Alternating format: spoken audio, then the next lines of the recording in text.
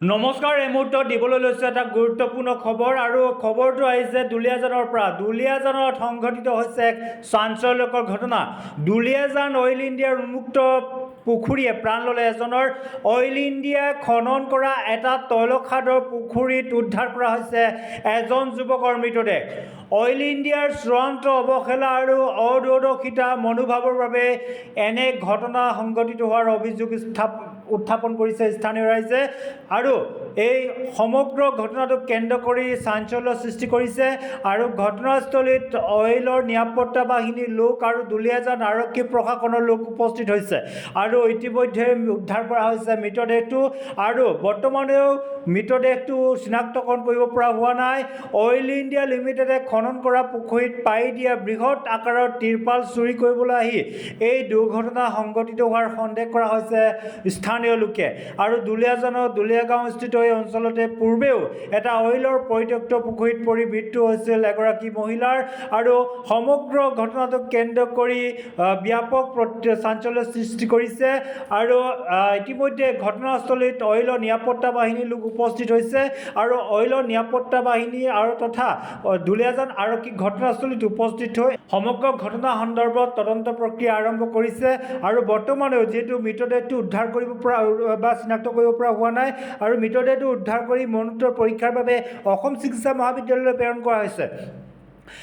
যেহেতু মৃতদেহটোত এতিয়াও চিনাক্ত কৰিব পৰা হোৱা নাই আৰু ইফালে স্থানীয় লোকে এটা সন্দেহ কৰা হৈছে যে অইল ইণ্ডিয়া লিমিটেডে খনন কৰা পুখুৰীত পাৰি দিয়া বৃহৎ আকাৰৰ তিৰপাল চুৰি কৰিবলৈ আহি এই দুৰ্ঘটনা সংঘটিত হোৱাৰ সন্দেহ কৰা হৈছে। আৰু পূৰ্বে যিহেতু এগৰাকী মহিলা এই পৰিত্যক্ত পুখুৰীতে মৃত্যু হৈছিল আৰু যাক লৈ এতিয়া সমগ্ৰ অঞ্চলটোত এতিয়া তীব্ৰ চাঞ্চল্যৰ সৃষ্টি কৰিছে।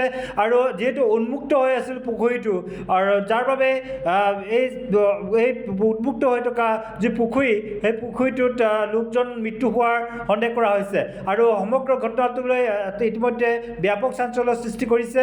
আৰু ইতিমধ্যে ঘটনাস্থলীত দুলীয়াজান আৰক্ষী উপস্থিত হৈছে আৰু দুলীয়াজান আৰক্ষীয়ে তদন্ত প্ৰক্ৰিয়া আৰম্ভ কৰিছে।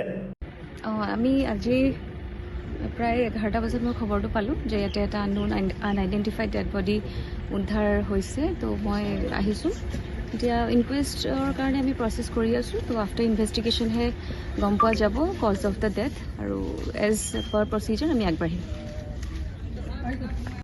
মই বৰ্তমান 10টা মানত শুনিলোঁ তাত ডেড বডি এটা পৰি আছে বুলিকে তই চাবলৈ আহিলোঁ।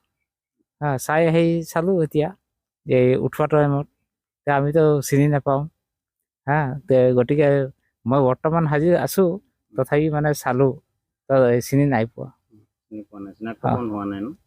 চিনি পোৱাটো নাই। তেখেতৰ ঘৰ ওচৰৰ মানুহ বৰ্তমান ক'বলৈ ধৰিব পৰা নাই। যদি হয় তেতিয়া তেখেতৰ ঘৰৰ ওচৰৰ মানুহকেইটাক মাতি মানে আপোনালোকে কিবা এটা কৰিব পাৰে কৈ সুধি চাওক কাৰ ঘৰৰ কিবা এটা হৈছে বুলিকে সেইটো কথা। হয়, ইয়াৰ অলপ দিনৰ আগতে অইল ইণ্ডিয়া এনেকুৱা খনন কৰি এৰি থৈ যে পৰিত্যক্ত অৱস্থাত থকা পুখুৰী এটাত এগৰাকী মহিলা পৰি মৃত্যুবৰণ কৰিছিলে। আকৌ আজি আমি ইয়াত নতুনকৈ খনন কৰি প্ৰায় এমাহমান হেৰিত সম্পূৰ্ণ হৈছে আৰু তেখেতলোকে ইমান উন্মুক্তভাৱে পুখুৰীবিলাক ৰাখি থৈছে। ইয়াৰ কাৰণে এনেকুৱা ঘটনা ঘটিব পাইছে।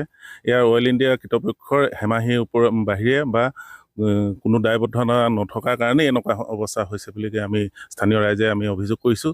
কাৰণ ইমান উন্মুক্তভাৱে থকা আৰু বিপদজনক বিপদসংকুল ত্ৰিপাল পাৰি থৈছে তাত ইয়াত পিছলি মানুহ পৰিব পাৰে আৰু উন্মুক্তভাৱে ইয়াত সুৰক্ষাৰ কোনো প্ৰদান কৰা নাই, কোনো ব্যৱস্থা কৰা নাই। ইয়াত তেনেকুৱা ধৰণে মুকলিমূৰকৈ আপোনালোকে লক্ষ্য কৰিলে দেখিব গোটেই উন্মুক্তভাৱে ৰাখিছে। এনেকৈ ৰাখিলে অনাগত দিনত আৰু বিপদ হ'ব। স্থানীয় ৰাইজৰ বাৰম্বাৰ আমি অভিযোগ কৰিছোঁ যে ইয়াত সুৰক্ষা নিশ্চিত কৰক আৰু এই চাৰি কাষটো আৱৰি ৰাখক, নহ'লে এনেকুৱা ঘটনা আৰু ঘটি থাকিব। স্থানীয় ৰাইজৰ পিনৰ পৰা আমি এইটোৱে দাবী জনাইছোঁ অইল ইণ্ডিয়া কৰ্তৃপক্ষক অতি শীঘ্ৰে ইয়াৰ ব্যৱস্থা গ্ৰহণ কৰক, নহ'লে আমি স্থানীয় ৰাইজে ইয়াৰ বৃহৎ আন্দোলন এটা গঢ়ি তুলিবলৈ আমি বাধ্য হ'ম। যিটো এতিয়া ইতিমধ্যে মৃতদেহ উদ্ধাৰ হৈছে চিনাক্তকৰণ হৈছে নেকি? নাই, চিনাক্ত কৰিব পৰা হোৱা নাই। পানীৰ পৰা অলপ ফুলি গৈছে। ফুলি যোৱা অৱস্থাত আমি সন্দেহ কৰিছিলোঁ, কিন্তু সেইজন নহয়। এতিয়া মৰণোত্তৰ পৰীক্ষাতহে ওলাব কোন হয় কি হয়, এতিয়ালৈকে ওলাব পৰা নাই, চিনাক্ত কৰিব পৰা নাই। আৰক্ষী প্ৰশাসনে কি কৈছে? আৰক্ষী প্ৰশাসনে মৰণোত্তৰ পৰীক্ষালৈ প্ৰেৰণ কৰিব, তাৰপিছত তেখেতলোকে যাৱতীয় ব্যৱস্থাখিনি কৰিব, তাৰপিছতহে অনুসন্ধানত ওলাই পৰিব। আহিছেনে আৰক্ষী প্ৰশাসন আহিছেনে? আহিছে, সহযোগিতা আমি পাইছোঁ।